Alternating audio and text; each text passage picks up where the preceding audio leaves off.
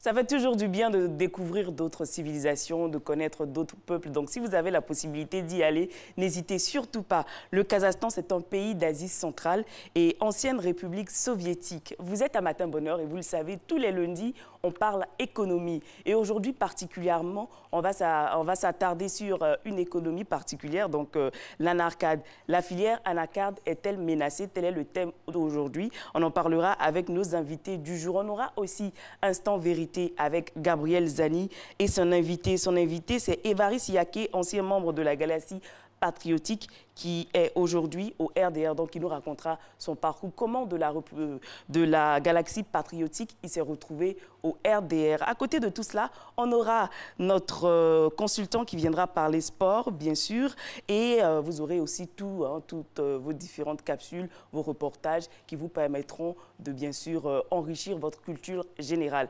Et la première capsule, on a eu le Kazakhstan, on va partir tout de suite au sport. Donc, prenez votre bouteille d'eau et bien sûr votre tenue qui va avec pour bouger un tout petit peu avec notre coach du jour.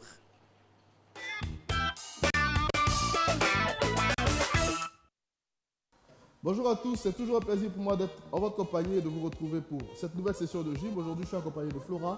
On va faire ce qu'on appelle la puissance squat. Alors, c'est environ 5 à 6 exercices de squat qu'on va enchaîner. Donc, si vous avez des douleurs aux jambes, c'est tout à fait normal. On va juste sautiller un peu à chaque fois pour relâcher un peu les jambes et puis on repart directement dans l'exercice qui suit. On va essayer de travailler environ 30 à 40 secondes sur chaque mouvement. Donc soyez courageux, je pense que vous pouvez le faire. Allez, on part donc pour les échauffements. Flora, regardez, on va faire de légères flexions au niveau des jambes là. On fait 5, 4, 3, 2 et 1. Rotation interne. Là, 1, 2, 3, 4, 5. Dans l'autre sens. 5, 4, 3, 2 et 1. Ok, on part donc pour le premier mouvement. Regardez, on va faire des ski squats. Regardez, on joint les jambes là, comme ça, et on descend là. Ah, d'accord. On va essayer d'en faire 15. 3, 2, 1, go. 1, poussez bien le fessier derrière. 2, 3, on remonte totalement. 4, 5, 6, 7, 8, 9, 10, encore 5. 1, 2, 3, 4 et 5. Allez, dès qu'on finit, on sautille un peu sur place pour relâcher un peu. Et on part maintenant pour les squats sumo. Cette fois-ci, on ouvre bien les pieds. Regardez, la plante des pieds est tournée vers l'extérieur et on descend là. D'accord? On va en faire 15. 3, 2, 1, go! 1, 2, 3, 4, 5, 6, 7, on pousse bien le fessier derrière, 8, 9, 10, encore 5, 1, 2, 3, 4 et 5, super. Allez, on relâche encore, toujours en mouvement, sur place, ok. Voilà, on va faire maintenant des pop squats. Alors, pour faire les pop squats, on referme un peu les jambes, 11h05, ok. On ferme, on ouvre, on descend, on touche le sol. 1, on ferme, on ouvre, allez, on change. 2, d'accord. On en fait 15 aussi. Allez, courage. 3, 2, 1, top, c'est parti. Allez. 1, 2, 3, 4, 5, 6, 7, 8, 9, 10, 11, 12, 13, 14 et 15. Allez, on sautille encore un peu sur place pour relâcher les jambes. En principe, vous allez sentir déjà que les cuisses vous prennent. Allez, on repart encore. Cette fois-ci, on écarte les pieds, on descend en position de squat, là, et on reste là. D'accord? On va essayer de rester dans cette position-là environ 15 à 20 secondes. Et après, on bloque, on maintient 15 à 20 secondes. C'est-à-dire, on va faire de petites répétitions, là, sans forcément tendre les jambes. Et ensuite, on enchaîne avec le gainage cuisse. Allez, 3, 2, 1. Top, c'est parti. Allez, 1, 2, 3, 4, 5, 6, 7, 8, 9, 10, 1, 2, 3, 4, 5, 6, 7, 8, 9. Ok, on bloque. 1, 2, 3, 4, 5, 6, courage. 7, 8, 9, 10, 1, 2, 3, 4, 5, 6, courage. 7, 8, tenez bon. 9, ok, super. Allez, on relâche encore les jambes. Allez, on part. Dernier exercice. On fait 15 squats sautés. Allez, 3, 2, 1. Top, c'est parti. Allez, 1, 2. Si vous ne pouvez pas sauter, vous restez sur la pointe des pieds comme Flora le fait. Allez, courage. 6, 7, 8, 9, 10, 1, 2, 3, 4. Ok, super. Alors, ça va les cuisses? Alors chez vous aussi, j'espère que ça va. Si vous avez vraiment des douleurs au niveau des cuisses, vous sautillez un peu, vous relâchez, vous marchez en relâchant les jambes comme ceci. D'accord? Après, veillez à bien vous étirer chez vous. Rendez-vous demain pour une autre session de gym. D'ici là, gardez la pêche. Allez, ciao! Oui, merci beaucoup, coach Fabio. Alors, le sport renforce le cœur et régule la tension, on le sait. Donc, avec la gym, le cœur va battre plus lentement au repos. Donc, moins se fatiguer et rester en bonne santé. On va aller ensemble voir la santé de la route avec le point route. Et notre premier point nous emmène tout droit sur le boulevard lagunaire. On y va. Alors, qu'est-ce qui se passe là-bas? Non, pas le boulevard lagunaire? Non, il n'y a pas de point route? D'accord. L'échangeur. On va démarrer avec l'échangeur qui est très timide. Voilà, très timide. Si vous êtes dans la zone, ce n'est pas nécessaire de prendre l'échangeur pour l'instant, si ça ne vous arrange pas. Les voies sont dégagées, plus rien sur la route pour l'instant. Voilà, pas d'échange. On va partir pour... C'est le seul point? D'accord, c'est le seul point pour l'instant. Donc peut-être que tout au long de cette émission, on aura les autres points des autres différentes artères d'Abidjan. Voilà. On va aller pour le premier reportage de cette émission. C'est une école de foot, mais spécialisée pour un genre particulier. Les filles, eh bien oui, ça existe, une école de foot pour filles. On va ensemble le découvrir. Naïla, 10 ans, salue joueuses et entraîneurs comme une pro. Faire du foot, un rêve devenu passion pour cette jeune grenobloise. J'aime bien quand on est en équipe, c'est un sport collectif. C'est ça que j'aime bien. Quand on fait des matchs. On fait des matchs les samedis, j'ai un entraînement mercredi et vendredi. Et du coup, j'ai bien aimé parce que quand j'étais petite, je regardais la télé et je voyais des matchs. Aujourd'hui licenciée du club local, le GF38, c'est grâce à une initiative unique en France qu'elle a pu se lancer. Sur le terrain voisin, une école municipale de foot entièrement gratuite, fruit d'un partenariat entre club et mairie. C'est parti de notre priorité qui était de développer le sport féminin et de laisser les préjugés au vestiaire. Et pour laisser les préjugés au vestiaire, dans le foot qui est très populaire, hein, le football qu'on aime, qui est accessible à tous, il y avait besoin d'un espace un peu confortable dans lequel on puisse amorcer une pratique. Paris réussi. Depuis 2015, une trentaine de filles se retrouvent ici tous les mercredis. Un lieu où sport, loisirs et haut niveau cohabitent avec succès.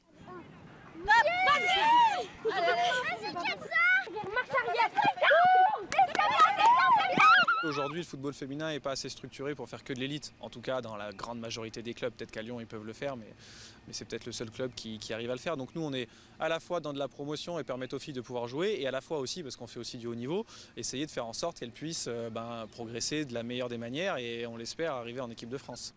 En 2019, Grenoble recevra 6 matchs de la Coupe du monde de foot féminin. L'occasion rêvée d'attirer encore plus de joueuses en herbe dans les stades et sur les terrains. Une école de foot en Côte d'Ivoire pour permettre aux filles de faire montre de leur talent, pourquoi pas? Parce qu'il y a beaucoup de fanatiques de football ici en Côte d'Ivoire. De plus en plus, les femmes s'intéressent à cette discipline et c'est pas mal. Voilà. Allez, on va aller dans un autre pays où là-bas, c'est plutôt de l'or qui nous intéresse. Et c'est au Cameroun, les mines d'or au Cameroun.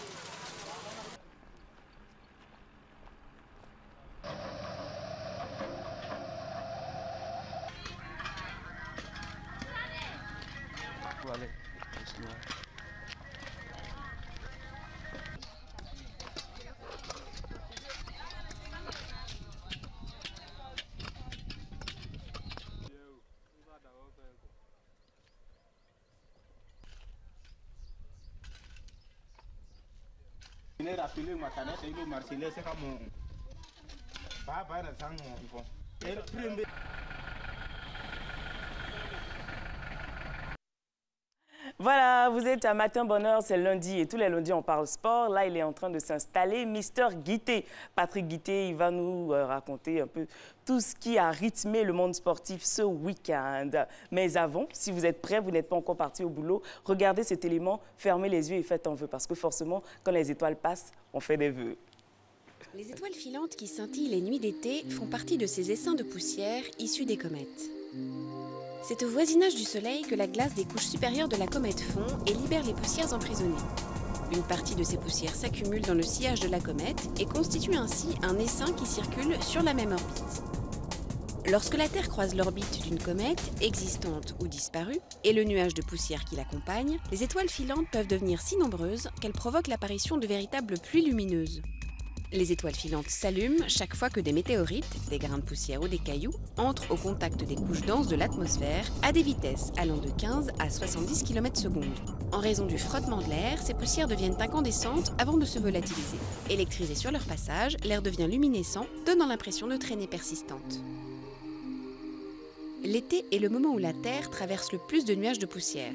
Le ciel dégagé et les douces températures rendent ainsi leur observation plus facile. Alors, j'espère que vous avez fait votre vœu, parce que les étoiles ne passent pas comme ça. Hein. C'est une information inédite, donc prenez bien la peine de faire un vœu, et ça va vous suivre, c'est sûr, tout au long de cette semaine. Et lui, il est avec nous. Bonjour. Bonjour Leslie. Avec vous, on parlera sport. Hein. Bien entendu. Et qu'est-ce qui se passe? Dites-nous tout du côté du sport. En tout cas, la semaine dernière, il y a eu, c'était une semaine de champions. Champion de jeux d'échecs, champion du football. On aura un champion de jeux de dames qui est déjà à Abidjan. Et donc, on ne parlera que des champions. Que de champions. C'est parti avec le jingle. Et le premier champion.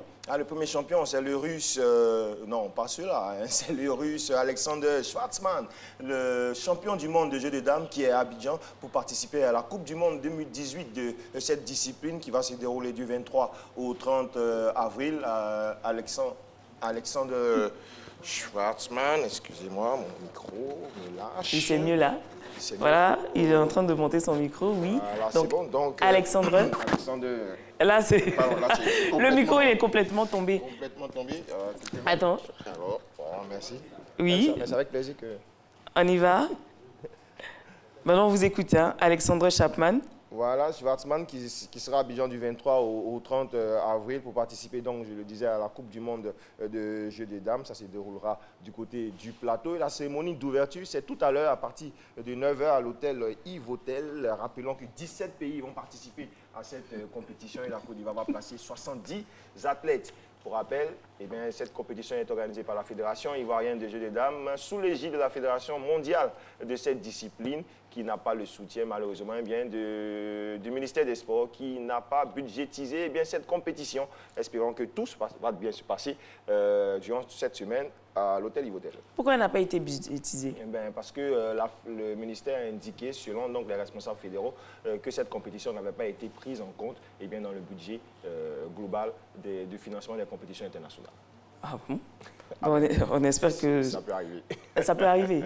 Oui. D'accord, si vous le dites. Alors, la prochaine information? C'est au niveau des jeux d'échecs, toujours des jeux cérébraux. On connaît le nouveau champion donc, du championnat national de jeux d'échecs individuels. C'est ce monsieur à votre gauche, moi à ma droite, bien entendu. Il s'agit de monsieur Kouko Hubert. Ce sexagénaire a remporté le championnat de Côte d'Ivoire, le championnat national de jeux d'échecs individuels. Il a battu monsieur Kouya Franklin lors du jeu décisif, puisque les deux étaient à égalité 12 à 12. Il faut dire que, pardon, ce monsieur-là, monsieur Kouko Hubert, il était vice-champion l'année dernière. Il a passé 20 ans de disette sans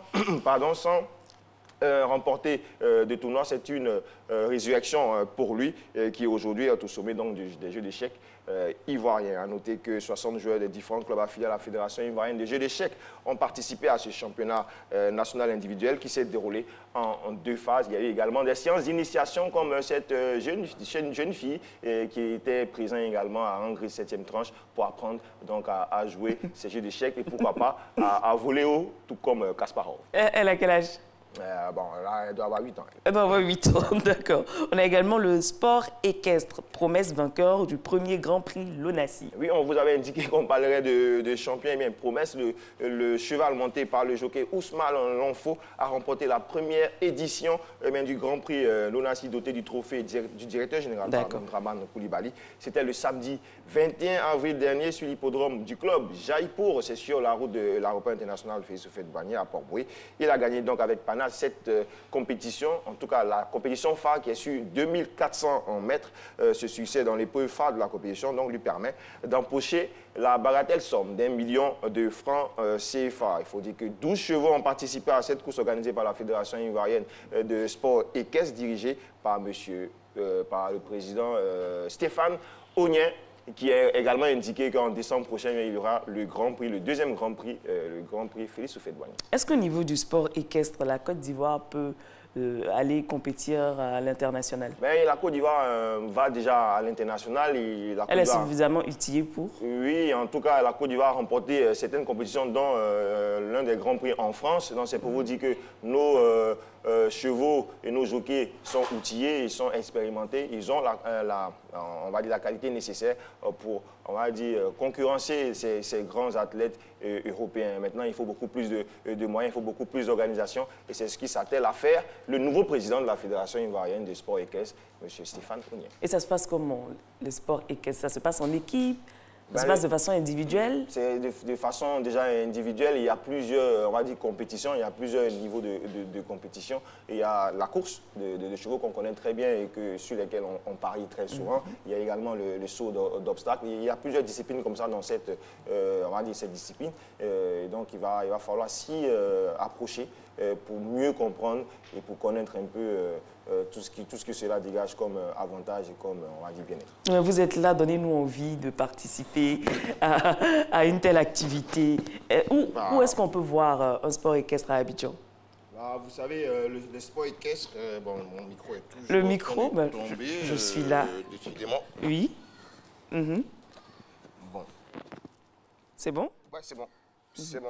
Alors, donc, les sports équestres, c'est du côté de Koumassi, Port-Bouillet, parce que c'est là-bas où il y a beaucoup plus d'espace pour les chevaux. Et donc, c'est là-bas que vous pourriez assister à certaines compétitions. Un seul club de sport équestre est du côté de Cocody, mais c'est un ancien club qui participe bien entendu à ces compétitions. Donc, il va falloir s'adresser à la Fédération ivoirienne de sport équestre pour, pourquoi pas, essayer de comprendre et participer à ces différentes compétitions, ou s'initier donc aux différentes disciplines de cette, on va dire, de ce jeu fabuleux. D'accord, alors on va passer à une autre information au niveau de la Ligue 1. La Ligue 1, la SEC qui a validé son 26e titre. Bien entendu, on parlait de semaine des champions. Et vous êtes en rouge, c'est pas très bien. Alors, la SEC Mimosa est champion de Côte d'Ivoire pour la 26e fois de son histoire. Intouchable, ou presque, les Mimosas ont validé le titre qui leur tendait les bras ce dimanche grâce à une victoire sur la plus petite des marques, 1-0 face à l'Asie d'Abengourou. C'était dans le cadre de la 22e journée de Ligue 1. La SEC ne peut plus être rattrapée par le Sporting Club de Gagnoa. 14 points séparent ces deux clubs, ce qui permet donc à la SEC de célébrer donc déjà avant terme son titre, le 26e, avec à sa tête l'équipe, en tout cas Amane Yao, César Lambert, ancien enfant également de la SEC Mimosa, mais qui permet à Fonsigno, à Touré Ahmed et autres de remporter bien ce trophée. D'accord. Félicitations donc à la SEC Mimosa qui est championne. Hein? Oui, qui est championne de Côte d'Ivoire pour la 2e fois consécutive et pour la 26e fois. La 26e fois, oui. L'Africa doit se retourner à ses chères études puisque la SEC Mimosa est en train de caracoler en tête donc, du palmarès de cette Ligue 1. Là. Il faut que l'Africa se réveille pour mettre un coup de pression à cette équipe. Pas que l'Africa, il y a d'autres équipes. Vous savez, ce sont deux équipes rivales qui vont s'affronter même le week-end prochain lors du derby, du grand derby ASEC Africa, qui va pas beaucoup compter hein, pour les Mimosas qui sont déjà champions de Côte d'Ivoire, mais pour l'Africa, oui, puisque l'Africa a envie d'accrocher la 2e place et de la chipper au Sporting Club de Gagnoa. Donc en fait, c'est la SEC qui a le plus de trophées. Oui, c'est la SEC qui a le plus de trophées et ensuite il vient l'Africa. Après, qui est le numéro 3 Le numéro 3, je crois que ça doit être... là, il faut que je reparte, mais ça doit être le Stade d'Abidjan ou le Stella. D'accord, on reviendra certainement. Ce sont des clubs, on va dire, légendaires de cette Ligue 1, la SEC, l'Africa, le Stella et puis le Stade d'Abidjan. D'accord, on a également la Coupe de la Confédération. Oui, la SEC également était braquée sur son écran le samedi dernier, pour suivre la cérémonie de tirage au sort de la Coupe de la Confédération. Eh bien, les Mimosas sont tombés dans ce qu'on peut appeler la poule, le groupe de la mort, puisque les hommes d'Amani Yao vont affronter dans le groupe A le Raja, club de Casa, de Maroc, l'AS Vita, club de RDC, et puis la Douana, Star du Ghana. 2e représentant ivoirien, le Williamsville Athletic, petits clubs est dans le groupe C avec Imba du Nigeria et avec également le Kara du Congo et le Djoliba du Mali. À noter que cette compétition va démarrer du 4 au 6 mai prochain et la SEC Mimosa sera face pour sa première sortie à Douala Star du Ghana. Ça sera ici même au stade Félix Houphouët-Boigny quand le Williamsville Athletic Club accueillera le Kara du Congo ici à Abidjan au stade Robert Champrou. Bonne chance à nos représentants en cette compétition et je me demande bien comment est-ce qu'ils vont se préparer puisque le championnat national sera arrêté. Bon, on espère qu'ils auront une très bonne préparation pour avoir une très bonne représentation de la Côte d'Ivoire à cette compétition. Félicitations. Félicitations. Bonne chance plutôt. Ben, bonne chance à nos éléphants. En tout cas, à ces clubs qui nous représentent. Et puis, ça fait longtemps quand même que la Côte d'Ivoire n'était pas représentée à cette compétition. Encore une fois, de micro-ménage. Cette compétition, eh bien... Donc on rappelle que... Oui, on rappelle que c'est le WAC et la SEC Mimosa qui vont représenter la Côte d'Ivoire à cette compétition. Et puis, pour terminer, si vous me permettez, bien sûr, oui, il y a une bonne nouvelle également pour le sport ivoirien, puisque eh bien, on a eu un peu peur pour le docteur Lakis, qui est le médecin des journalistes sportifs et de tous les sportifs ivoiriens, qui a subi une opération le vendredi dernier. C'était pas très grave?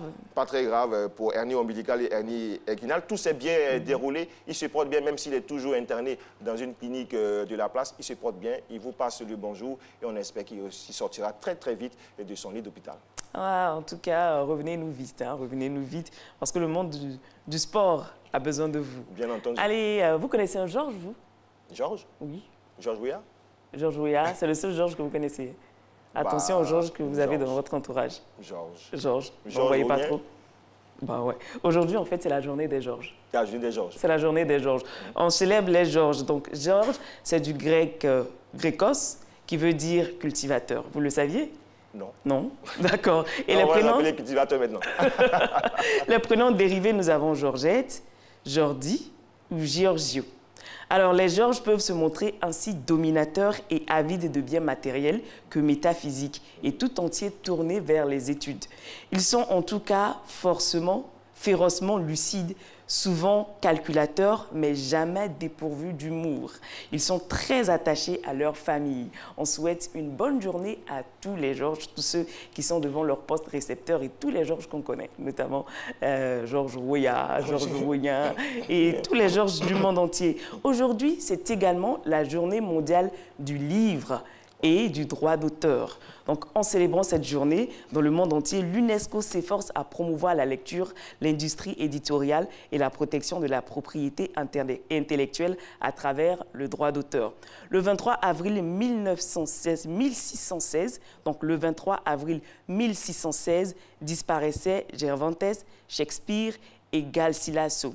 Donc, ce 23 avril marque aussi la naissance ou la mort d'éminents écrivains tels que Maurice Druon et beaucoup d'autres. C'est pourquoi cette date symbolique pour la littérature universelle a été choisie par la Conférence générale de l'UNESCO afin de rendre un hommage mondial aux livres et à ses auteurs et encourager chacun, en particulier les plus jeunes, à découvrir le plaisir de la lecture et à respecter l'irremplaçable contribution des créateurs au progrès social et culturel. Vous aimez la lecture ? Oui, mais on n'a pas toujours un livre dans les mains. Vous savez, avec les nouvelles technologies, on est toujours sur notre ordinateur, iPad, téléphone. Donc, mais on continue de lire, c'est ce qui est plus important. Oui, il y a également des livres virtuels, des e-livres. Si, c'est de cela que je parlais. Aujourd'hui, c'est compliqué de se saisir d'un livre comme ce que vous pouvez avoir. Aujourd'hui, tout le monde est sur son iPad, tout le monde est sur son téléphone et ben, on lit, comme vous disiez, on est des e-lecteurs. Vous lisez que des articles de foot? Non, pas foot, de sport. Pas que du foot, pas que du sport. Ah bon? Ben non. Parce qu'à part le sport, Patrick Guité a d'autres passions. Dites-nous. Aujourd'hui, on parle lecture, donc on va parler de votre passion en matière de lecture. Bah, je ne suis pas un grand lecteur, mais souvent, je lis autre chose que le sport, c'est sûr. Vous savez, vous avez des documents sur des animaux, vous avez également des histoires. On va dire qu'il y a l'histoire de la création des nations, par exemple. Et ça nous intéresse, l'histoire des grands hommes de ce monde, par exemple, avec Martin Luther King, par exemple. Donc, on s'informe quelque peu on va dire, connaître le monde à travers donc, ces livres. Ah, intéressant ça. Alors, l'idée de la célébration trouve son origine en Catalogne, c'est en Espagne, où il est de tradition d'offrir une rose pour l'achat d'un livre. Ben oui, peut-être ici, pour que ça puisse marcher, il faut offrir une connexion Internet pour l'achat d'un livre. Certainement, il ouvre beaucoup de bibliothèques. C'est également cela, il apprend déjà à la base, puisque c'est dès la base qu'il faut apprendre cette passion-là, aux enfants, parce que c'est très important. D'accord. Alors, on va faire une autre lecture. Cette fois-ci, c'est la lecture de l'actualité avec notre journaliste du jour, mais avant, on part pour la météo.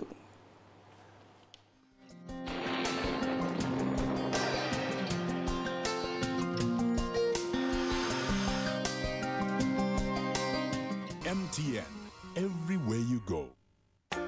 Bonjour à tous, vous faites bien de nous suivre en ce lundi matin. Aujourd'hui, sur la majeure partie des régions, partant de la limite centre à la frontière nord, ce sera une matinée bien ensoleillée sous un ciel le plus souvent dégagé ou parfois légèrement voilé. Au cours de la matinée, sur les reliefs de l'ouest, l'on pourrait avoir quelques averses par endroits et sur le sud forestier, où l'apport en humidité lié à la proximité des côtes atlantiques pourra favoriser le développement des nuages pour laisser quelques précipitations par endroits. Les températures au lever de ce jour, notons 26 degrés pour deux villes, Abidjan et Adiaké, 25 degrés pour la région du Gantougo, 24 degrés pour Boaké, 23 à Daloa, 24 à Dimbokro, 23 degrés pour la région du Go, 24 degrés à Korogo, 22 pour Mans, 25 degrés à Odiéné, San Pedro et Sassandra, 24 pour Tabou et Yamoussoukro. Aujourd'hui, le début d'après-midi sera encore ensoleillé. En fin d'après-midi, les nuages présents dans les régions ouest et nord-ouest pourront devenir menaçants et donner quelques averses, voire des orages. En allant vers les régions du sud et celles le long de la façade maritime, l'on aura des alternances de ciel nuageux et d'éclaircies. Néanmoins, en fin de période, les effets de la brise côtière pourront engendrer quelques orages sur les régions du sud. On y va pour les températures de notre après-midi. 31 degrés à Abidjan et à Diaké, 33 degrés pour la ville de Bandoukou, 32 pour Boaké, 33 degrés à Daloa, 32 à Dimbokro, 31 degrés pour la ville de Gagnoa, 34 à Korogo, 31 pour le Tombi. La maximale de 34 degrés relevée à Odiéné, 30 à San Pedro, 31 degrés pour Sassandra. La minimale de 30 relevée à Tabou et 33 degrés pour Yamoussoukro. Le résumé du temps de ce lundi matin est fait. Excellente journée à tous et à chacun.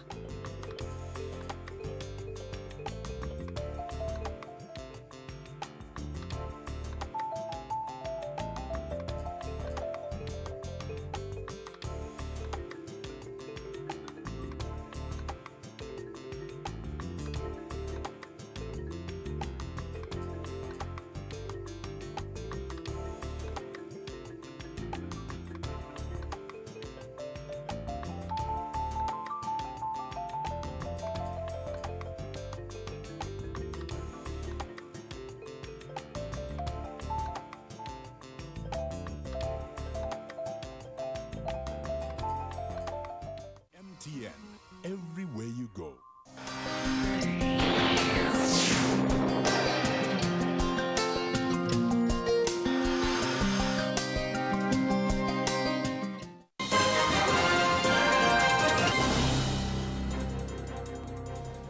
Bonjour mesdames et messieurs, bienvenue dans ce 6h30. C'est une bonne moisson pour la délégation ivoirienne aux assemblées annuelles du FMI et de la Banque mondiale. Samedi, au siège de l'institution, 3 accords de financement ont été signés pour une enveloppe de 295 millions de dollars.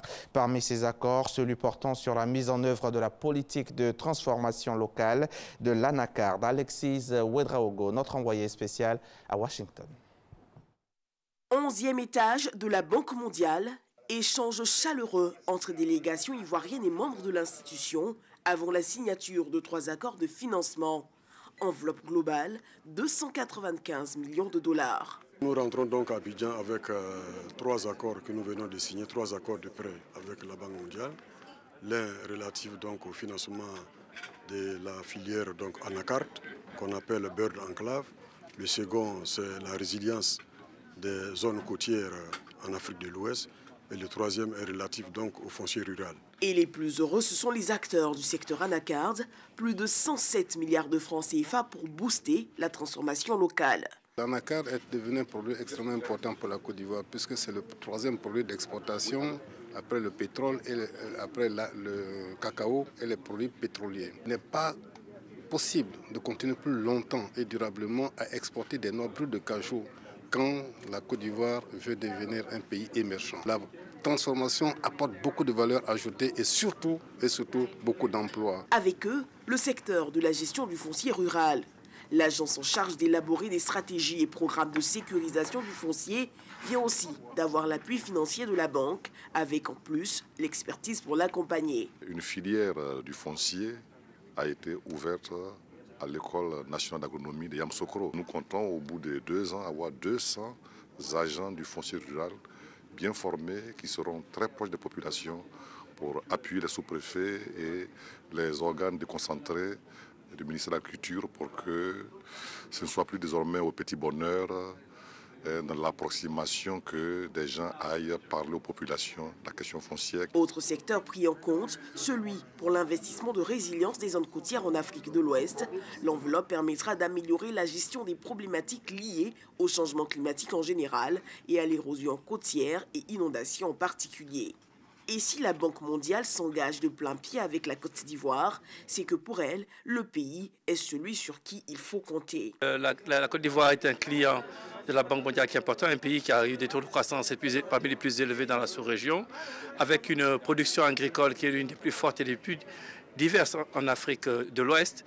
Et donc nous avons pu, avec les autorités ivoiriennes, mettre en place un certain nombre de projets, de programmes qui permettront justement d'accroître la production agricole, de relancer ce secteur qui est un secteur extrêmement important, particulièrement dans l'anacardier.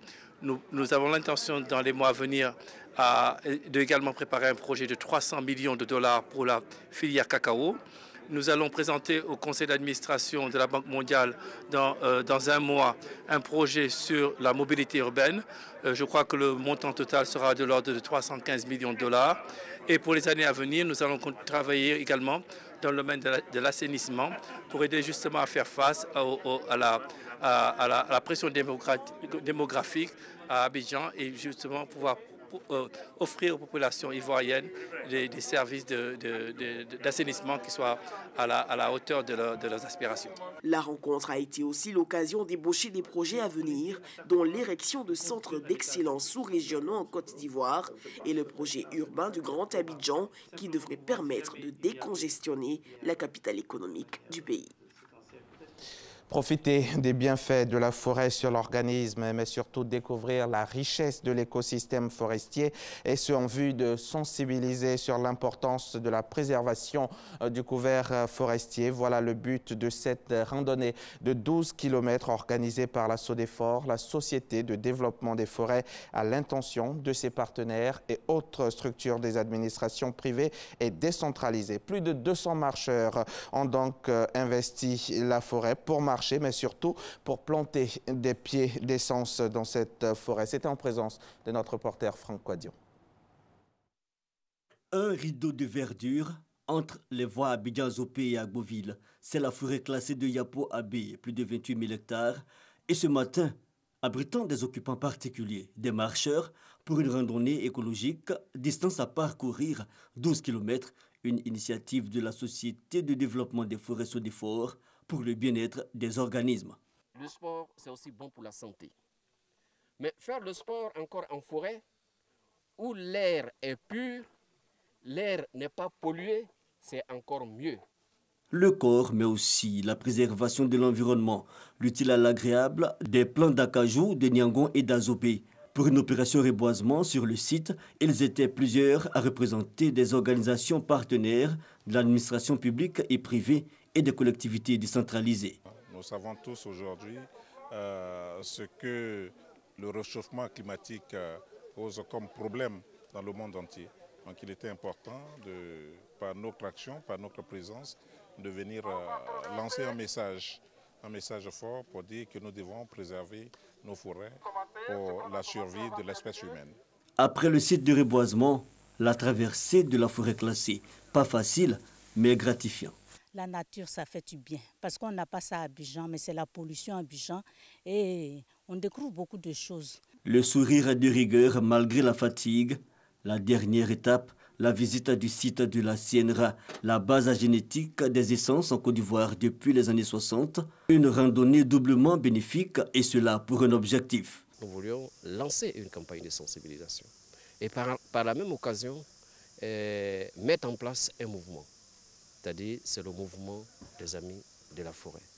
Et de façon régulière, tous ceux qui pensent avoir un intérêt pour la forêt, nous allons les inviter. Le message aussi qui est ressorti donc, de cette randonnée, c'est vraiment l'intérêt que les industriels ont manifesté pour cette activité. Nous avons eu par exemple des industriels du bois, des chocolatiers, des agro-industriels qui sont venus pour montrer que leur activité qui a un lien direct avec la forêt mérite d'être gérée de façon durable. Nous avons marché dans les forêts, nous avons parlé dans les forêts. C'est l'esprit de la coopération pour chercher pour les solutions de protéger les forêts. Ici donc, un réseau d'alerte contre la menace de déforestation qui guette même les forêts classées. Celles du sud-ouest et de l'ouest ont un taux de dégradation variant aujourd'hui entre 80 et 100%. De retour ici à Abidjan, l'ISTC Polytechnique, l'Institut des sciences et techniques de la communication, a organisé jeudi dernier une conférence de presse pour annoncer la 15e édition de ces journées scientifiques. Ces journées scientifiques qui comprennent les journées du communicateur pour les étudiants en cours du jour et le forum des capacités pour les étudiants en soir. Ces journées débuteront le 20 juin prochain. Thème choisi pour cette édition, c'est l'ISTC Polytechnique en chiffres et en pourcentage. Nadia Idja et Franck Wadion. Quelques 900 participants attendus pour la 15e édition des journées scientifiques de l'Institut des sciences et techniques de la communication. Elles se dérouleront sur plusieurs phases autour du thème l'ISTC Polytechnique en chiffres et en pourcentage. Il faut dire que l'ISTC a été créé avec 32 étudiants. Depuis lors, on n'a pas eu à faire des statistiques, des chiffres. Donc ça a été une occasion pour nous de donner ce thème pour que pendant les journées du communicateur, les étudiants qui ont eu à travailler 3 mois puissent donner ces différents chiffres. Ces journées débuteront le 20 juin par un panel d'étudiants, puis elles seront suivies des journées du communicateur les 21 et 22 juin du forum de renforcement des capacités le 14 juillet.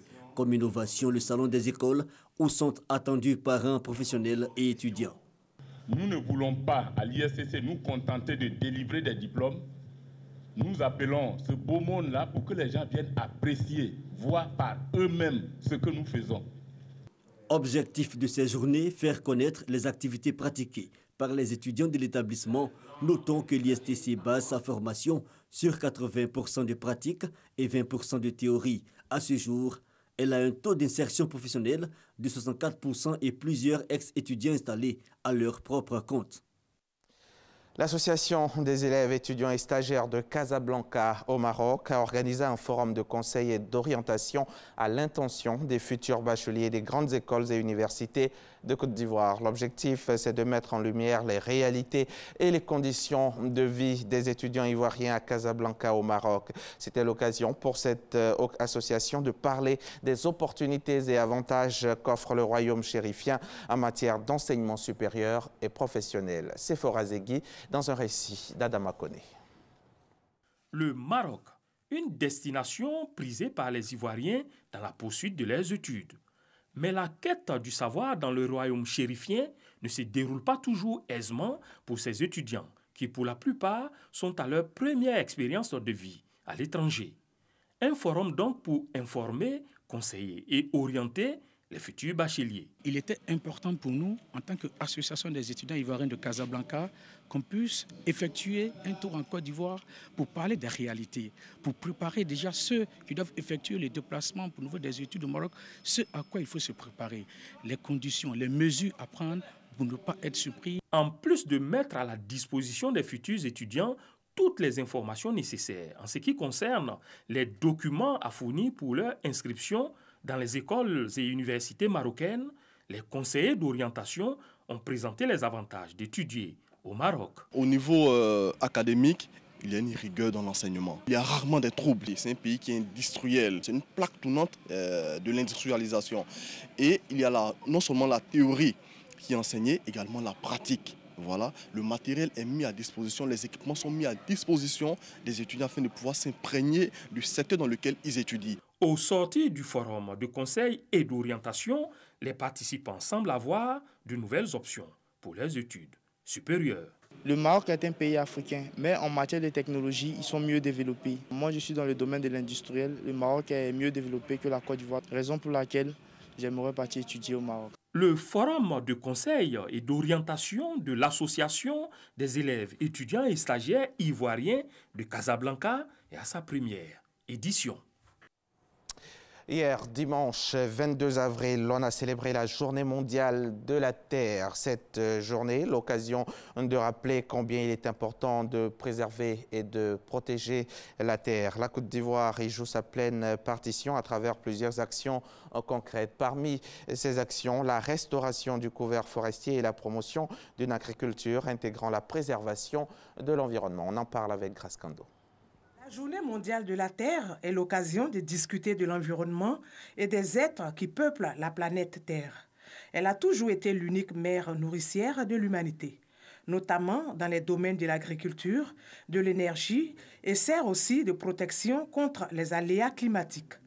Pour donc protéger et préserver cette terre, le gouvernement ivoirien joue sa partition à travers plusieurs actions, entre autres le développement des énergies renouvelables réduisant les émissions de gaz à effet de serre, la gestion rationnelle des ressources en eau, la restauration du couvert forestier et la promotion d'une agriculture intégrant la préservation de l'environnement et la construction de centres de valorisation et d'enfouissement technique pour une meilleure gestion des déchets. L'appel est donc lancé par les autorités afin que chacun puisse s'approprier cette volonté de préserver la planète en luttant notamment contre l'orpaillage illégal, la prolifération de sachets plastiques, la déforestation et les actes de pollution. Le ministère de la Salubrité, de l'Environnement et du Développement durable entend tout mettre en œuvre pour traduire les initiatives sectorielles de la planète en actions concrètes, visibles et ayant un fort impact positif sur les conditions de vie des populations. L'actualité internationale pour refermer ce journal. En France, au terme d'une semaine de débats passionnels, l'Assemblée nationale a adopté ce dimanche en première lecture la loi Asile et Immigration par 228 voix contre 139 et 24 abstentions. À l'issue donc de plus de 60 heures de débats enflammés et l'examen d'un millier d'amendements, les députés français ont fini par adopter ce dimanche soir le projet de loi pour une immigration maîtrisée, un droit d'asile effectif et une intégration réussi. Le projet de loi est désormais attendu courant juin au Sénat avant de revenir à l'automne à l'Assemblée nationale. C'est la fin de ce journal. Merci de l'avoir suivi. Bonne suite des programmes en compagnie de Nessie Ndri. Merci beaucoup, Hamza. Merci. Alors, la semaine, elle démarre bien? Oui, elle démarre bien et elle sera chargée. 10h, 13h, ouais. 20h. Inch'Allah. D'accord, c'est le lundi, vous le savez, ici on parle économie, on parle instant vérité, mais avant, pour vous permettre de bien vous détendre, c'est bien sûr, ça passe par un fou rire. Et c'est magnifique qui s'y colle. Ça, faut pas me croire, pardon, attends. Attends d'abord, Ivoirien, vraiment. Ouais, faut me croire, c'est un moment. Faut croire, c'est mon marabout est fort. Ça va un peu?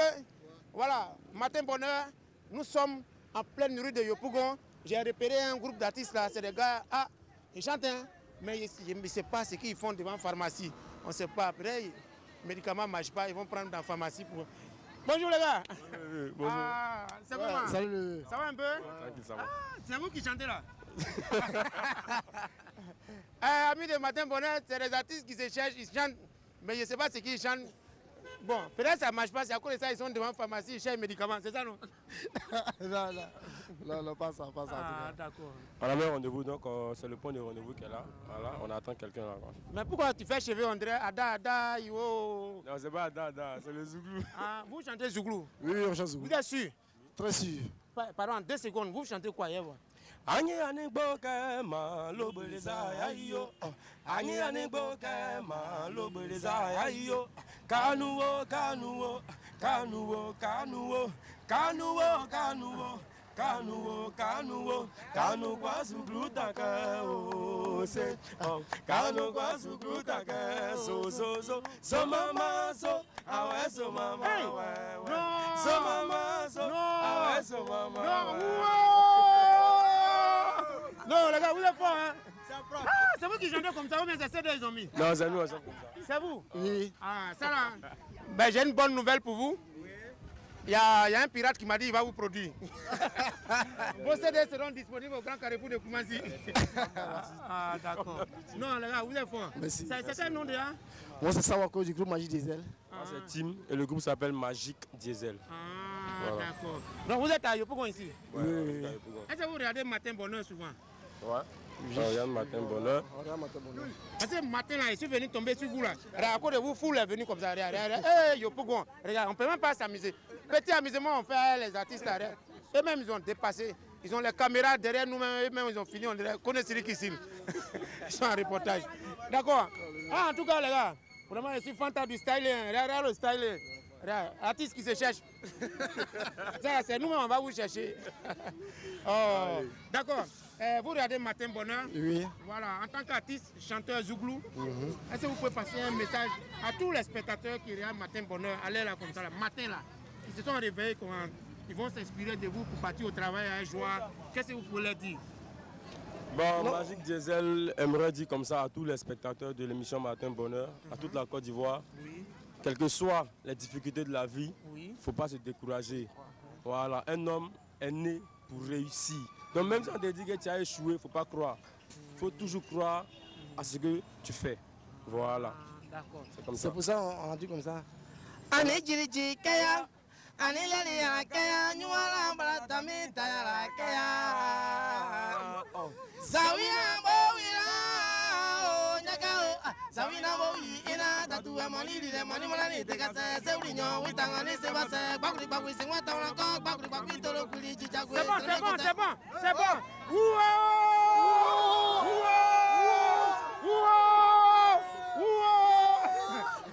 Amis de Matin Bonheur, nous sommes à Yopougon et le bonheur est total ce matin parce que c'est Matin Bonheur qui déjà allait là, il n'y a pas aucun. J'étais avec des artistes, il s'appelle Magic Diesel. Magic Diesel. Voilà, Magic Diesel. Voilà. Les enfants de Yopougon nous ont envahis. On nous a envahis. On ne peut même pas s'amuser dans leur quartier. Quand tu arriveras, tu cherches l'homme là. Et ici, là, c'est eux-mêmes qui cherchent télé. Vraiment, c'est comme ça aussi la joie de Matin Bonheur. Restez scotchés, suivez Matin Bonheur. Vive les artistes, vive l'amour, vive la RTI, vive Yopougon, vive la... Salutations spéciales à tous les habitants de Yopougon et à tous ceux qui nous regardent de partout dans le monde. Matin Bonheur, c'est le rendez-vous du divertissement et de l'information. Notre invité du jour est bien installé. Évariste Yaké, ancien membre de la Galaxie Patriotique. Il est reçu aujourd'hui par Kolo Koulibaly et c'est Instant Vérité.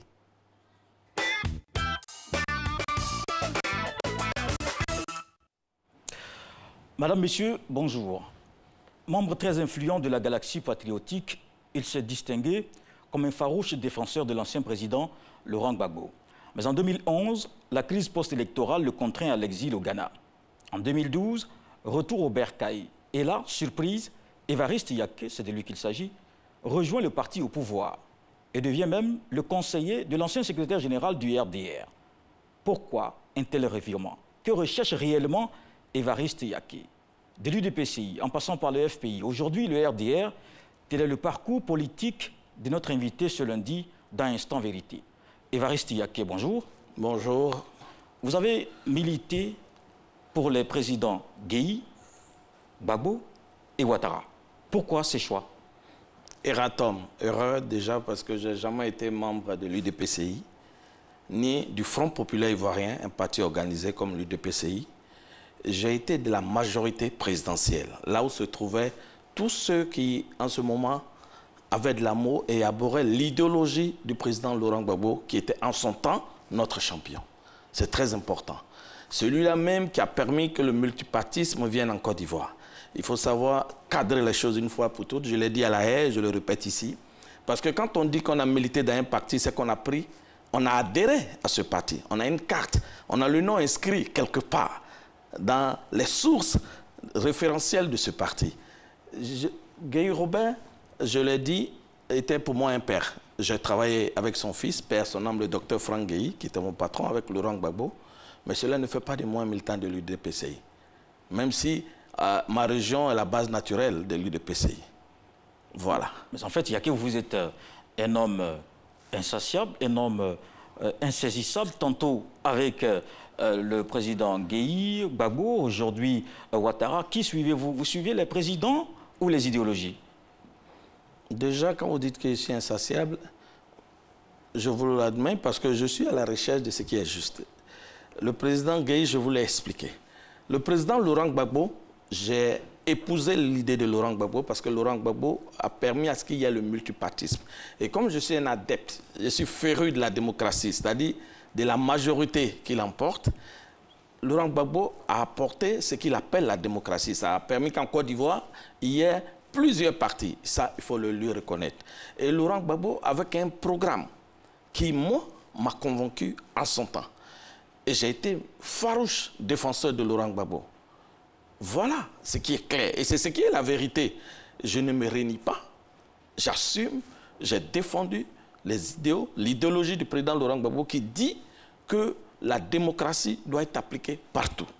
Ça, je le reconnais. Je répète, encore une fois, pour que ça soit clair pour les Ivoiriens, je n'ai jamais été membre de l'UDPCI. D'accord. Alors, vous êtes pour le président Laurent Gbagbo. La crise est terminée. Aujourd'hui, c'est vous qui contribuez à l'enfoncer puisque vous allez jusqu'à La Haye pour témoigner à charge. Oui. Ben, je ne vous souhaite pas, mais quand vous êtes chez vous et qu'un matin, le bureau du procureur de la République, de la CPI, votre téléphone sonne, là où vous attendez à attendre la voix de Kolo ou bien d'un de vos amis vous dit bonjour, et quand vous dit bonjour, vous êtes M. Yaké, oui, bureau du procureur de la Cour pénale internationale, l'instant qui suit, vous savez que vous venez de vous trouver devant l'histoire. Vous êtes en train de nous dire que vous êtes parti là-bas à La Haye malgré vous? Ben, tous ceux qui vont à La Haye, quand vous êtes cité, vous y allez malgré vous-même. On ne décide pas d'aller à La Haye parce qu'on est content d'aller à La Haye. Il faut appeler, c'est un instant de vérité, il faut dire la vérité. Et bientôt, je vous le souhaite, ça sera vous. Mais vous allez à La Haye malgré vous. Oui. Et vous témoignez contre votre mentor. Oui. Mais ça fait quand même une double personnalité politique. Mais non, aller à La Haye ne signifie pas qu'on va incriminer ou bien on va dire ce qui n'est pas. On va dire ce qu'on a vécu. Vous étiez témoin à charge. Bah oui, puisque le bureau du procureur a trouvé que, de par ma position ou bien d'après les enquêtes, je pouvais dire ce qui allait les arranger. Moi, je suis allé à La Haye, en âme et conscience, dire ce que j'ai vécu.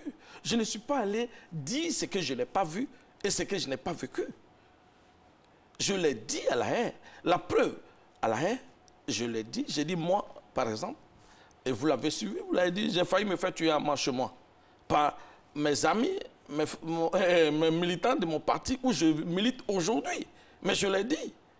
J'ai dit aussi que nous étions ceux-là même qui étaient les porte-étendards de la voix de Laurent Gbagbo. Nous avons décidé de convaincre les jeunes pour les emmener à voter pour notre candidat.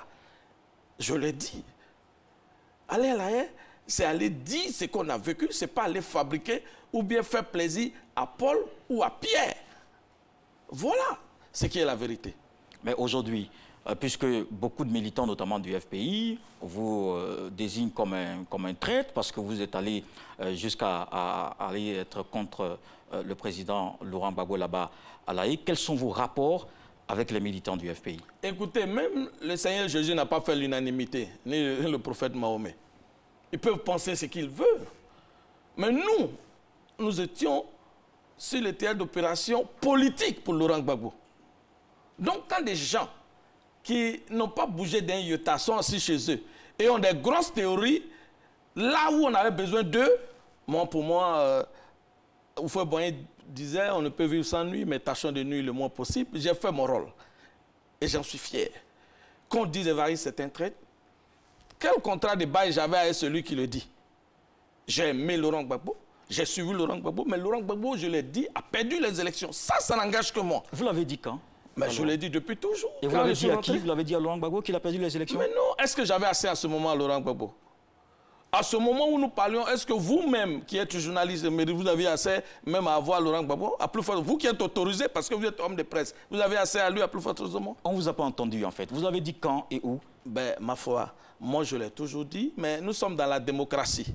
La loi de la majorité l'emporte. Dans notre petit milieu où nous étions, certains amis, nous avons échangé. Moi je dis, je pense que là où le président a fait venir toutes les institutions internationales pour suivre les élections, là où il y a le PDCI, il y a l'UDPCI, il y a le RDR, il y a tout ceci.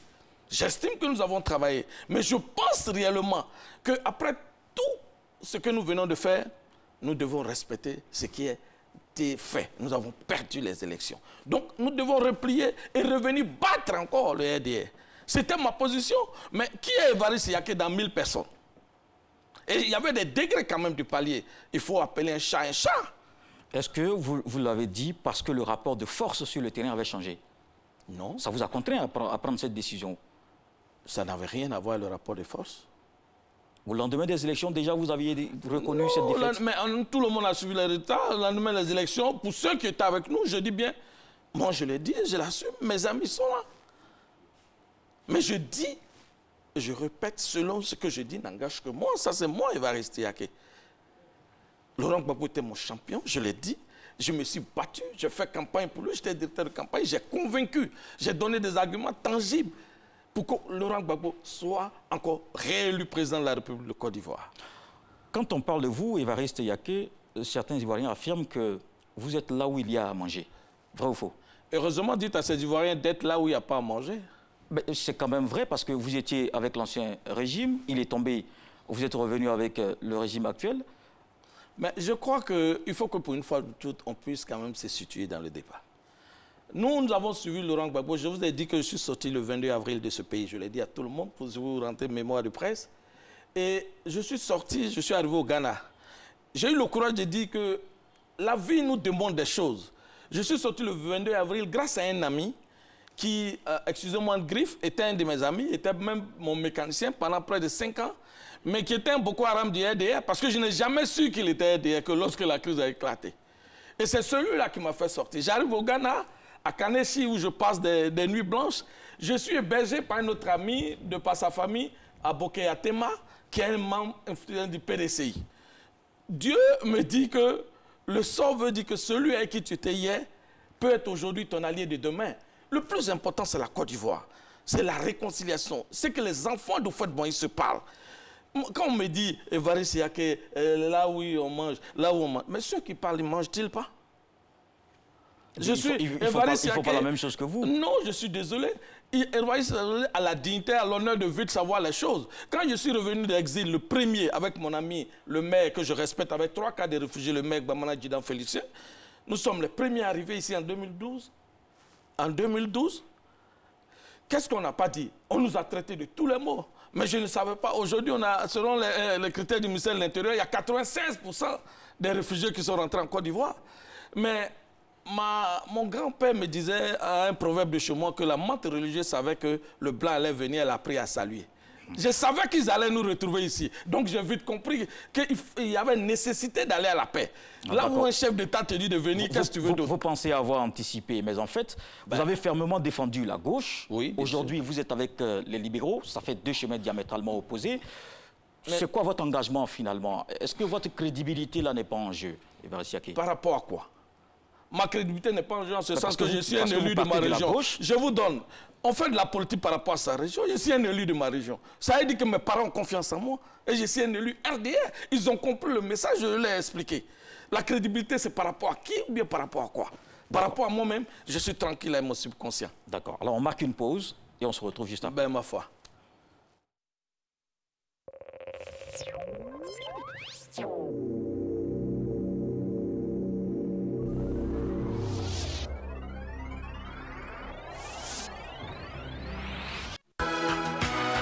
Michel Russello représente la 9e édition des bâtisseurs de l'économie africaine le vendredi 27 avril 2018 au Latry Events à Abidjan. Rendez-vous avec l'Afrique qui gagne, des acteurs économiques éminents, des femmes d'exception, un forum et un gala de prestige pour la consécration des hommes et femmes qui font l'Afrique. Validez votre participation au 56 20 51 37. 56 20 51 37. La nuit du jugement, vous n'avez jamais rien vu de pareil. Le fils, le bishop d'Adi Shekina, reçoit son père spirituel, le prophète Victor Koussi Boateng. Le 28 avril à 15h au Temple Solution, la conférence des hommes prospères. Et le 29 avril à Yopougon au stade de la BAE pour la grande croisade à partir de 15h. Un événement à ne manquer sous aucun prétexte. La nuit du jugement.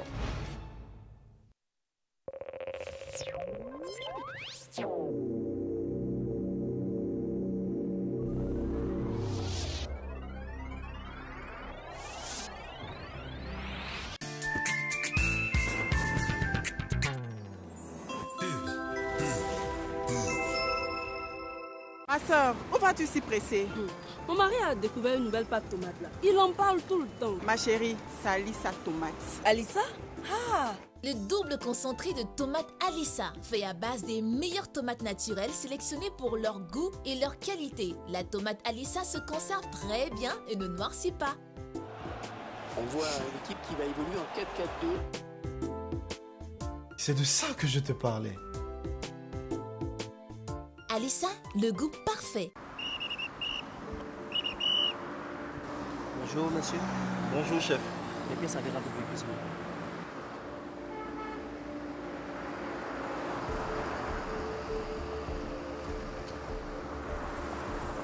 S'il vous plaît, ouvrez le coffre. Chef, il n'y a rien à voir. Monsieur, ouvrez le coffre.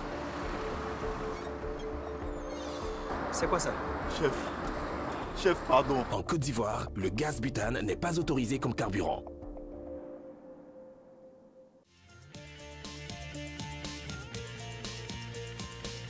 Être en famille, c'est bien. Mais avec les pâtes maman, c'est encore mieux. Parce que chaque repas est un moment plein de bonne humeur. Et maintenant, découvrez les spaghettis complets, les nouvelles pâtes maman à base de blé complet, encore plus nutritifs et enrichis en fibres naturelles. Maman, c'est toi qu'on préfère. Instant vérité, merci de nous rejoindre dans cette deuxième partie, toujours avec notre invité. Aujourd'hui, Yaké Évariste, vous êtes le président de la coalition des ex-exilés pour la démocratie et la paix en Côte d'Ivoire. Encore un autre mouvement d'Évariste Yaké pour bénéficier des bonnes grâces du pouvoir. Je crois que, vous venez de le dire, nous avons décidé avec des amis, des personnalités, des fortes personnalités, d'essayer d'organiser. Vous savez que le flux des réfugiés qui sont revenus, d'après, si mes souvenirs sont bons, le ministère de l'Intérieur sont de 96%. Et moi, M. Yaké Évariste, M. Kwasi Ferdinand Ouattara Kedjibo et plein d'amis revenus d'exil, nous avons décidé de nous retrouver dans un cadre social, purement social, pour essayer d'organiser, de structuriser, pour trouver un cadre. Parce que les réfugiés qui sont revenus, en tant que chefs de file, nous sommes venus les premiers, nous avons le droit de les suivre, de permettre à ce que ceux-là puissent s'insérer dans le bateau de l'émergence. Et ils peinent à l'avoir, parce que beaucoup de promesses ont été faites, beaucoup n'ont pas été tenues. Il faut saluer déjà aussi le gouvernement que nous félicitons parce qu'on a retrouvé certaines grandes personnalités qui ont retrouvé leur boulot. Je vais parler du ministre Kadebétin, du colonel Kabé. Il y a plein de personnalités qui sont rentrées et qui se sont retrouvées. Nous félicitons le gouvernement, mais nous disons qu'il y a beaucoup à faire. Il y a beaucoup à faire parce que la majorité qui a suivi, des hommes anonymes, ils sont en train de pêcher parce qu'ils ne savent plus à quel sens se vouer. Vous savez, quand vous faites 3 ans, 4 ans, 1 an d'exil, il n'est pas facile de retrouver son repère. Et c'est pour cela que tous ses amis, c'est une coalition, le dit, avec tout parti confondu. Tout parti confondu. Précision détail. Ouattara, il est PDCI. Est-ce que Yaké Évariste, ce n'est pas... Est-ce que vous pensez vous-même que vous êtes un exemple pour ces exilés? Ils ne se sentent pas trahis par vous? Mais comment quelqu'un peut être président? J'ai été leur président. On ne met pas président que quelqu'un qui n'est pas un exemple. Il ne faut pas le contraire. Ils ont le droit, on est dans la démocratie. C'est moi qui étais le président des réfugiés au Ghana. Je suis venu quand le président Alassane Ouattara a lancé son appel. Et j'ai convaincu avec mon ami, mes frères, avec mon bureau, ces jeunes de rentrer au pays. Parce que la Constitution interdit l'exil même à l'Ivoirien. Et je leur ai dit, là, où le président, qui est l'incarnation de Dieu, si vous voulez, vous tend la pêche, vous refusez, mais qui va vous dire de venir et vous allez venir. Et tous ceux qui sont venus se portent bien. C'est ce qui est important. On ne met pas un président, quelqu'un à qui on ne se reconnaît pas. C'est ce qui est important dans ce mouvement. Dans vos activités passées, il y a eu quand même des morts et des blessés. Est-ce que vous avez des regrets? Des morts et des blessés. Soyez plus explicite.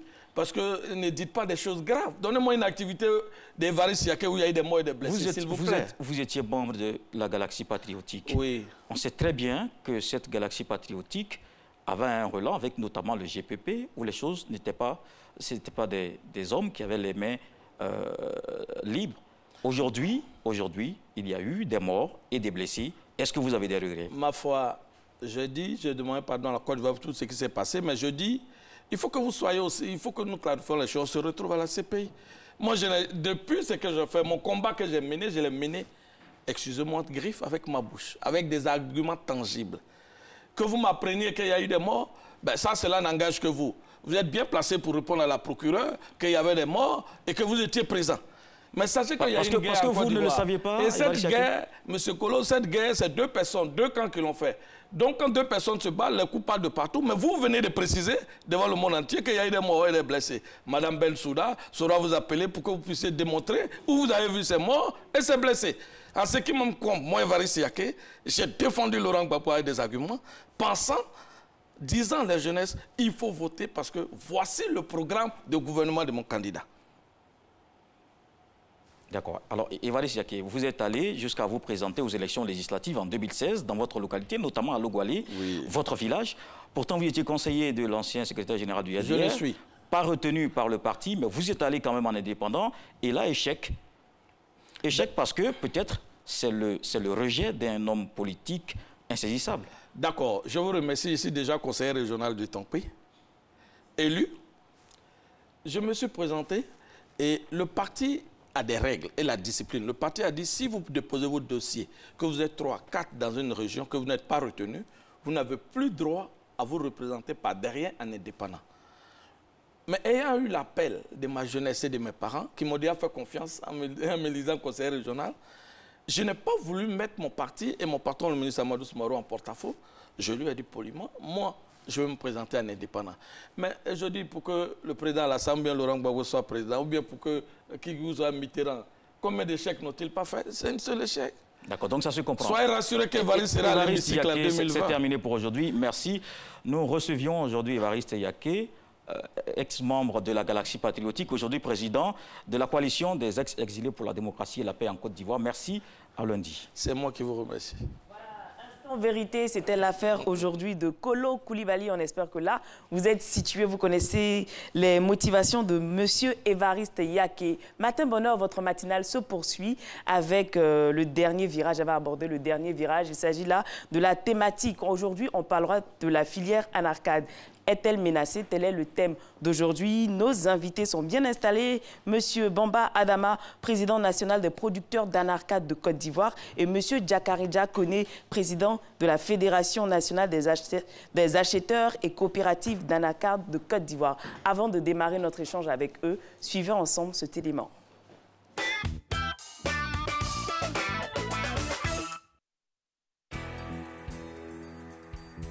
L'anacardier, autrefois introduit en Côte d'Ivoire pour lutter contre la déforestation, est devenu aujourd'hui une culture à fort potentiel. Sa production s'est accrue au fil des années, faisant de la Côte d'Ivoire le premier producteur et exportateur mondial de la noix de cajou devant l'Inde et le Brésil. Aussi, ce secteur de l'anacarde recèle d'importantes autres atouts et opportunités. Nous, les producteurs, on a compris que l'anacarde, il y a beaucoup de produits dedans.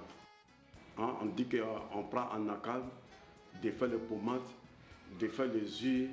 Ça rapporte de l'argent et puis ça crée de l'emploi en Côte d'Ivoire. La production d'anacarde offre un large éventail de possibilités de transformation de la noix de cajou en produits tels que les amandes fraîches, les amandes rôties et salées, le baume de cajou et l'huile de cajou. À cela s'ajoute la pomme de cajou qui sert à produire de la confiture, du jus, du vin, de la liqueur, du sirop et des fruits séchés. La coque de la noix brute, quant à elle, contient un liquide utilisé comme fluide pour les systèmes de freinage des avions. Ça rapporte l'économie de la Côte d'Ivoire fort même comme les autres produits. De façon que le café et le cacao qui rapportent à l'État, C'est la même chose comme anacarde. Les usines de fabrication des dérivés de l'anacarde sont les outils aidant à la résorption du chômage. Une plus grande exportation de la noix de cajou est tout aussi bénéfique pour l'économie. À cet effet, plusieurs réformes ont été mises en place s'inscrivant dans la dynamique de faire garder le premier rang de producteurs et exportateurs à notre pays. Cependant, la filière anacarde reste tout de même confrontée à certains défis. Nos produits, ça fit. Hein? Entre nous, les producteurs. Il y en a qui vendent son produit à Ghana, il y en a qui vendent le produit au Mali, il y en a qui font partie d'un produit au Burkina. Donc avec ça, la Côte d'Ivoire, ça va chuter. Si on est le premier, notre premier là, ça va chuter. Parce que la Côte d'Ivoire, il n'encadre pas tous les produits. Ça sort à gauche, à droite. Donc c'est pas bon. La Côte d'Ivoire a vu ses exportations baisser en raison de la fuite d'une partie de sa production vers les pays voisins. Pour certains, cela n'est dû au fait que le prix d'achat fixé aux paysans est bas par rapport au prix fixé par les pays voisins. Et pour d'autres, cela s'explique aussi par le fait que les taxes à l'exportation sont très élevées en Côte d'Ivoire. Face à toute cette situation, l'État ne cesse de mettre les bouchées doubles pour freiner l'exportation illicite de la noix de cajou. Pour que le produit ça reste au niveau de l'État ici, obligé, il faut que nous on se rende des faits uniques. Tous les producteurs, au niveau des coopératives, au niveau des unions, au niveau des fédérations, il faut qu'on fasse une. La culture de l'anacardier est une pratique agricole qui permet non seulement d'améliorer la condition socio-économique, mais aussi de se constituer un patrimoine familial durable. Au vu des performances que regorge la filière anacarde, tous les acteurs de ce secteur devraient tirer un meilleur profit en regardant dans la même direction, disant non à l'exportation illégale de la noix de cajou pour le bénéfice de tous. Voilà, depuis 2015, la noix de cajou, la Côte d'Ivoire est premier pays exportateur mondial de la noix de cajou. Tout semblerait bien aller au niveau de cette filière-là, mais non. Il y a des problèmes et nos invités sont là pour en parler. Bonjour. Bonjour. Bienvenue sur ce plateau. Merci. Alors, avant de parler des problèmes liés à la culture d'anacarde, on aimerait savoir exactement où, dans quelle région cultive-t-on l'anacarde? Merci madame, merci de nous avoir invités ce matin sur ce plateau. Nous sommes très heureux d'être là. Au nom de tous les producteurs de Côte d'Ivoire, je voulais dire merci à la RTI. L'anacarde se cultive aujourd'hui sur presque toute l'étendue de la Côte d'Ivoire, la partie nord. Nous avons 19 régions où se cultive l'anacarde. De Korogo, Bundoukou jusqu'à Boaké, on a des champs d'anacarde. D'accord. Monsieur Djakari Djakone, vous êtes président de la Fédération nationale des acheteurs et coopératives d'anacarde de Côte d'Ivoire. Et ça se passe bien? Très très bien. Ça se passe très très bien. Pour le moment. Alors, le classement ne s'est pas fait comme ça. Il y a eu du travail qui a été fait en amont. Qu'est-ce qui a été fait pour qu'aujourd'hui la Côte d'Ivoire soit numéro 1 en matière de production mondiale? Bon, je vous remercie d'avoir nous invités pour venir parler de l'anacarde ce matin. Et nous tenons à remercier le président des producteurs qui est sur ce plateau avec moi pour en parler. Quand il y a un problème, il faut qu'on en parle. La Côte d'Ivoire est le premier producteur mondial et beaucoup de travaux ont été faits. Et il reste beaucoup de travaux aussi à faire. Les paysans ont été incités à cultiver de l'anacarde pour freiner la déforestation et ça a été fait. Aujourd'hui, c'est un succès. Et nous sommes confrontés aujourd'hui au problème de la qualité. C'est un défi qui mine la Côte d'Ivoire et ce n'est caché de personne. La Côte d'Ivoire est face à des problèmes, comme le producteur qui vient de parler tout de suite, la fuite du produit, le problème de la qualité. Si rien n'est fait, la Côte d'Ivoire est en danger. Il y a un problème de qualité? Il y a un problème de qualité. Mais comment on se retrouve numéro 1 mondial alors, s'il y a un problème de qualité? Bon, je pense que, comme l'a dit le jeune frère, la Côte d'Ivoire est le premier producteur d'anacarde et par cela, il faut vraiment féliciter les producteurs. Il faut féliciter en même temps les Ivoiriens. Vous savez, les Ivoiriens sont très courageux. Quand on les encourage à faire quelque chose, je pense que souvent même, ils arrivent à faire l'excès. C'est dans ce cadre-là même, nous sommes premiers producteurs d'anacarde, premiers producteurs de cacao, premiers producteurs de cola. On pourra en citer encore plusieurs. Mais le problème de l'anacarde aujourd'hui, ça a été une bouffée d'oxygène, surtout pour le Nord. Parce que l'anacarde est devenu aujourd'hui le cacao du Nord. Et vous savez, dans cette zone-là, on a des producteurs qui sont vraiment vaillants, qui aiment la terre et qui font effectivement le travail de cette terre-là. Et c'est en les encourageant, en les mettant en coopérative, en union de coopératives, que nous sommes arrivés à être aujourd'hui le premier producteur mondial. Beaucoup de choses ont été faites. L'État aussi, il faut remercier l'État de Côte d'Ivoire, nous a aidés à faire de nouvelles plantations, à aller de l'avant et encourager les producteurs à produire plus en améliorant surtout le prix. Parce que de 30 à 50 francs, nous sommes partis l'année passée à près de 900 francs le kilo. Voilà. Et normalement, le prix Borchon a été fixé à 500 le kilo. Oui, pour cette campagne, le prix plancher a été fixé à 500 francs. C'est-à-dire que c'est un prix en dessous duquel nous ne devons pas descendre. L'exportateur, bien l'acheteur, ne doit pas nous payer le produit en dessous de 500 francs. Ce qui n'était pas le cas dans les années passées, en fait. Alors, on constate que malgré la campagne, tout ça, on constate que malgré la campagne qui a été lancée il y a un mois, la NARCAD n'est pas achetée ici en Côte d'Ivoire. C'est quoi le problème? Bon, peut-être que je vais laisser le... Le problème de la NARCAD, tout ce que je viens de parler, tout de suite, qu'il y a beaucoup qui a été fait, il y a beaucoup qui reste à faire. Je l'ai dit, il y a un danger qui guette la Côte d'Ivoire. Vous avez même reçu récemment une subvention.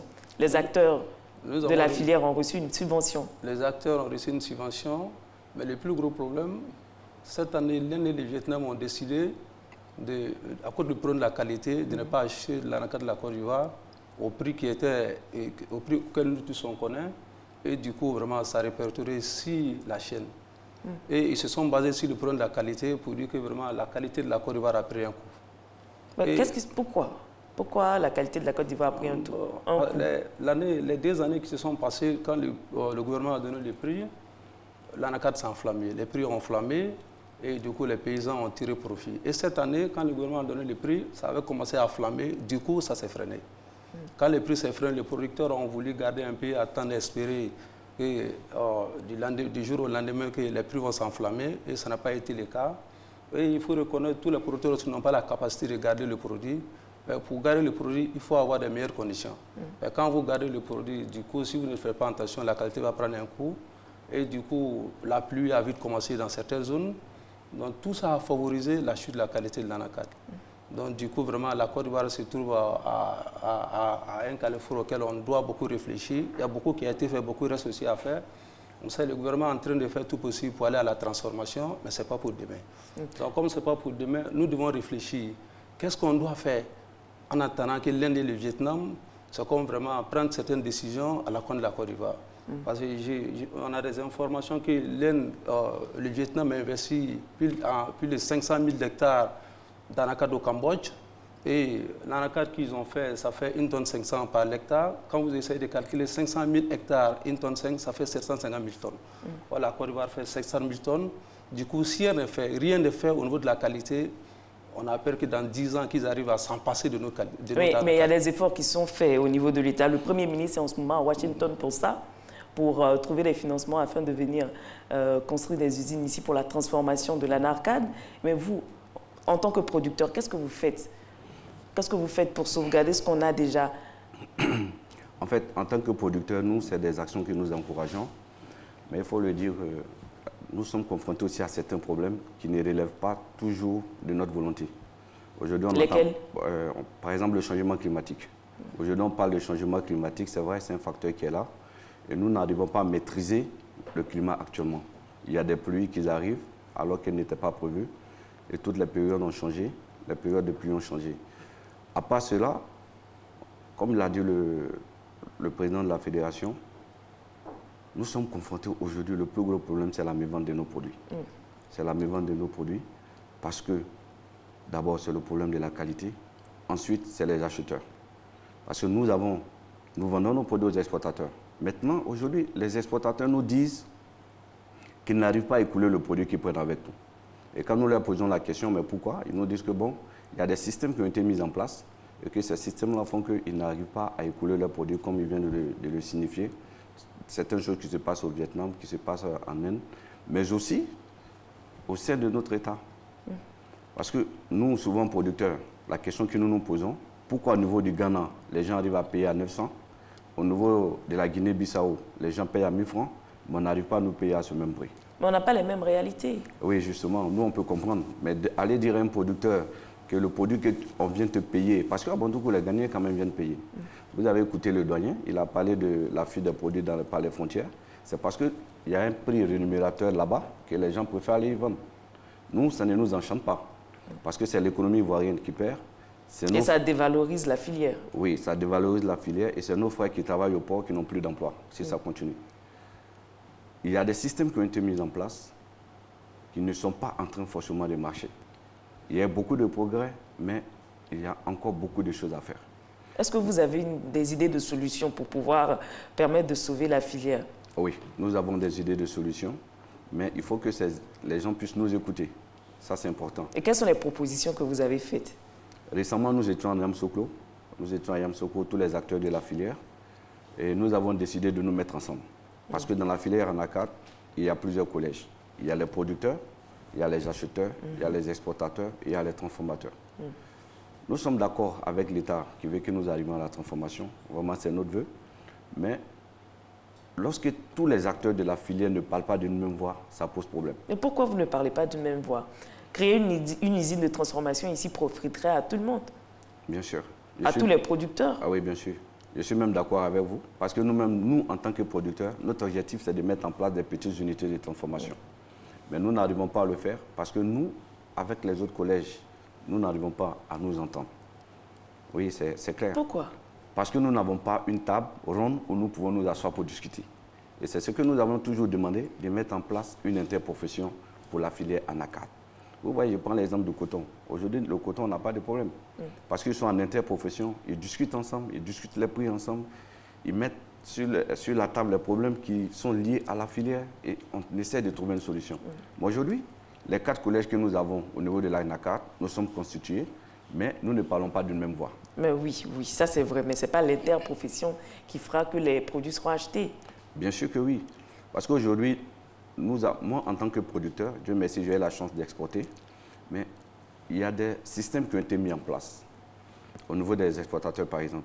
Ils se plaignent aujourd'hui du fait qu'on leur demande de réserver 15% de leur achat aux transformateurs. Et là, ils nous disent que ça ne peut pas les arranger à cause de ces fonds de blocage. Ils nous ont parlé aussi des taxes, les taxes qu'ils n'arrivent pas à maîtriser parce qu'à chaque fois, ça change. Moi, je leur ai demandé un exemple. Ils m'ont dit le DUS, qui est le droit unique de sortie, était fixé à 10 francs. Aujourd'hui, ce DUS-là est à 10% de la valeur CAF. De 10 francs, nous sommes montés à 80 francs. Vous voyez que vraiment, ça fait un changement énorme en termes de prélèvement. Et tout ça, ça pose des problèmes. Mais si nous étions ensemble, les producteurs, les acheteurs, les exportateurs, ce sont des débats que nous aurions eus et essayer de sensibiliser. Trouver des solutions ensemble. Trouver des solutions Alors, on va ensemble. revenir à la transformation. Est-ce que le point focal n'est pas la transformation? Parce qu'il faudrait pouvoir mettre sur place une usine de transformation. J'ai regardé un élément où c'est une dame qui a elle-même créé son usine de transformation à petite échelle, mais elle arrive à transformer quand même à son niveau la noix de cajou. Est-ce que cela ne pourrait pas être possible à votre niveau aussi? Je voulais rebondir sur cette question pour lancer un appel. En fait, c'est l'un de nos objectifs, toute la filière. Mais ce que nous demandons à l'État de Côte d'Ivoire, nous, en tant que producteurs, nous avons entendu parler du projet Beurre d'Enclave. Ce sont des bons projets qui peuvent amener les acteurs de la filière à aller vers cette transformation, mais il faut que les acteurs de la filière soient associés. Et nous crions fort et bien aujourd'hui que nous ne sommes pas associés.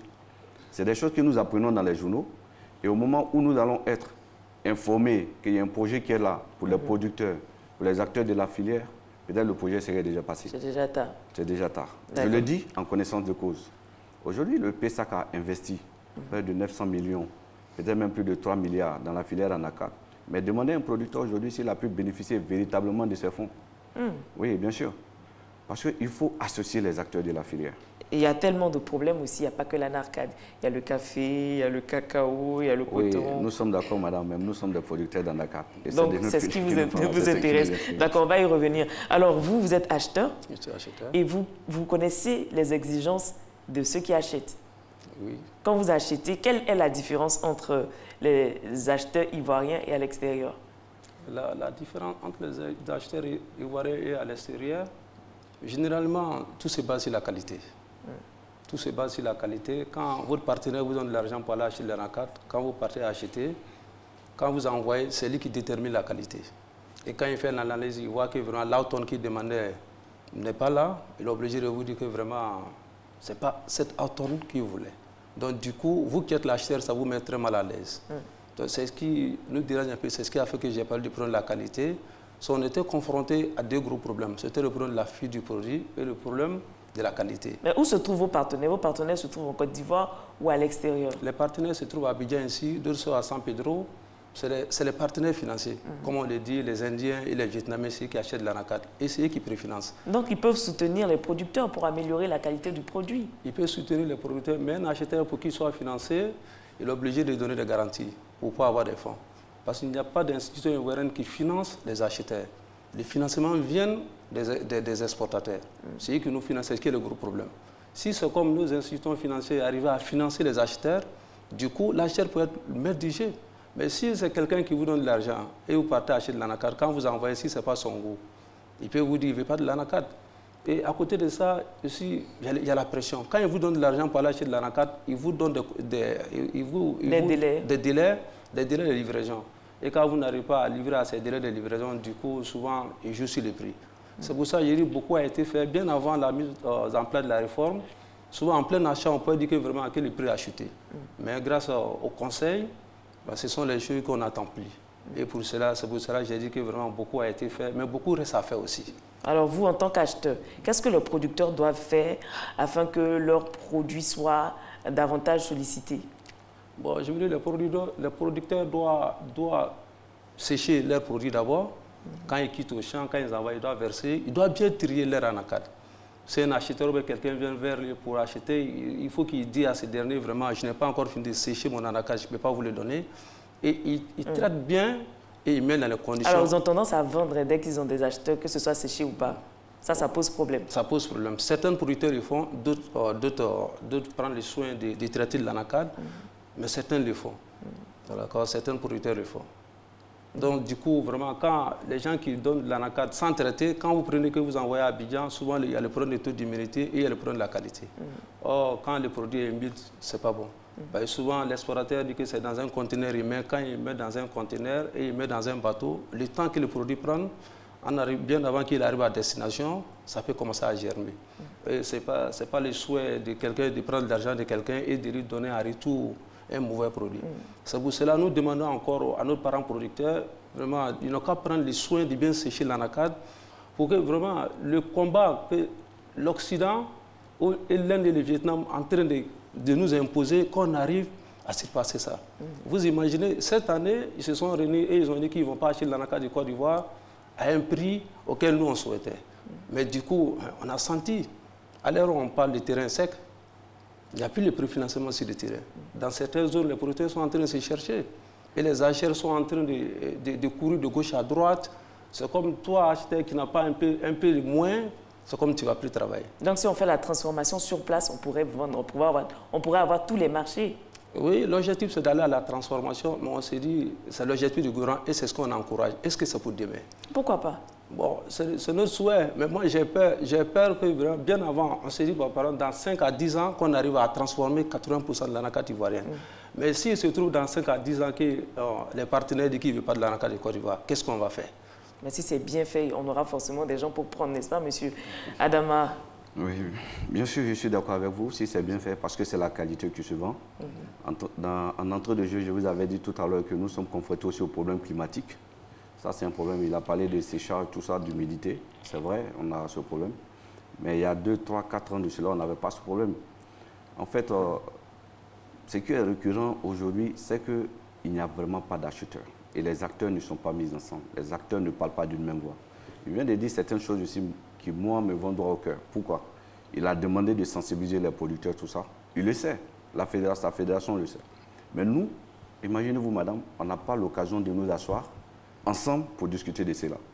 Donc, du coup, chacun défend ses intérêts. Quand vous demandez à un producteur de sécher son produit pendant 2, 3 jours, alors qu'il y a un acheteur en face avec l'argent qui veut payer ce produit-là immédiatement, et le monsieur, il a des problèmes en face. Il doit scolariser ses enfants, il doit s'occuper de sa santé. Et on lui dit non, tu ne peux pas vendre le produit, tu dois attendre. Ça devient difficile. Alors que le qu'est-ce qui est le plus important? Là, de vendre un produit de mauvaise qualité, ne plus avoir de clients, ou d'attendre d'avoir un produit de très bonne qualité et avoir davantage de clients? Une fois que le producteur a vendu son produit, ce n'est plus de son ressort. Lui, c'est pour régler ses problèmes immédiats. Voilà pourquoi nous avons demandé que les acteurs soient mis ensemble. Mais ça, ce n'est pas la solution. C'est vraiment la solution.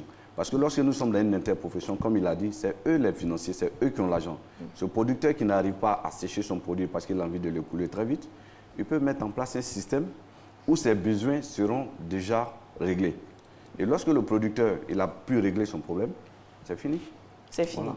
Alors, on va bien faire la qualité. Qu'est-ce qui pourrait permettre aux producteurs d'être productifs pour finir? Il faut... Là, vous avez la caméra en face de vous. Il y a certainement des oreilles attentives qui vous écoutent, qui pourraient résoudre vos problèmes. Donc, on va aller rapidement pour la conclusion. Il faut associer les acteurs de la filière aux discussions qui concernent les filières. Ça, c'est très important. Il ne faudrait pas prendre d'autres personnes pour les substituer aux acteurs de la filière. Nous avons besoin de parler d'une seule voix et c'est ce que nous souhaitons de l'État de Côte d'Ivoire. Merci beaucoup. Parler d'une seule voix pour résoudre tous les problèmes de la filière de l'anacarde, telle est la doléance faite par M. Adama Bamba, président national de la production des producteurs d'anacarde de Côte d'Ivoire. Il était accompagné de M. Jakari Diakone, président de la Fédération nationale des acheteurs et coopératives d'anacarde de Côte d'Ivoire. Et nous, on a passé un agréable moment en votre compagnie. Comme tous les jours, on se retrouve demain à la même heure, 5h55, 7h30. Au revoir. Matin bonheur pour ce jour, c'est terminé.